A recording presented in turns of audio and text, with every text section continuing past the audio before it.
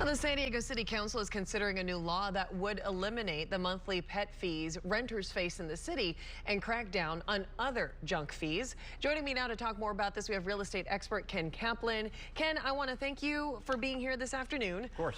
Let's start with the pet rent fee ban. Okay. If we can call it that. Sure. Explain to me what exactly that means. Well, essentially what the proposal is to make things more transparent for renters.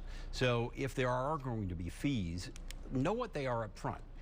Should they be built into the rent? Should they be, separated? You want to just make sure there's clarity, so there's no, I would say, inadvertent mishaps where somebody's going, well, I thought it was this, and no, it's that. The lease specifies, the new California Association of Realtors lease specifies exactly what and where the fees are and where they're going to. So those should be transparent from landlords anyways. From day one. From day one. Yes.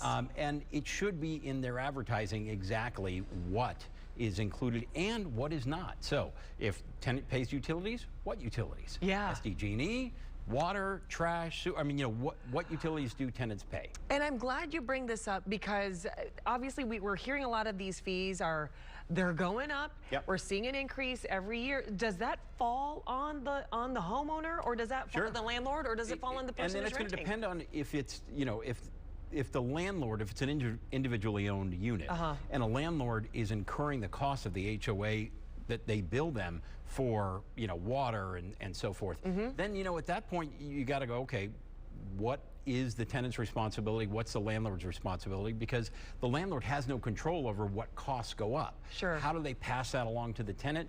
It needs to be transparent, and that's really what this is about. So I'm assuming that then there are tenants who have been saying, like, you never told me that I would be in charge of paying the extra fee. There's that, and then, and there's that, hey, we didn't realize it was going to be going up this much.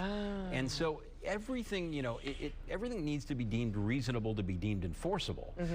And that's kind of the critical point of this, is to make sure that everything is being disclosed. Part of this is that they want to roll back, not even roll back, but they want to cap the late fee at 2%. Now, 2%, the current lease, California Association of Realtors lease, states that you can go up to 10%. So to reduce that by a significant, by almost, 3/5 of what it is, that could be a determining factor for a landlord who's going, hey, I can't afford to have late rent. So I need to make sure that there is something in place that will protect me and make sure that a tenant is paying on time. And now there's also concern that if the ordinance is passed, it could lead to increased rent prices just in general.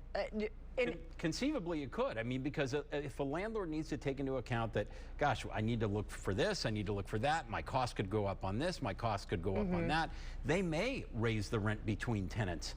You know what I mean? Not the same tenant, but between tenants to an amount that includes all of these other things. But I think what everybody is trying to get to is a more reasonable, clear, transparent way of doing business for landlords and tenants.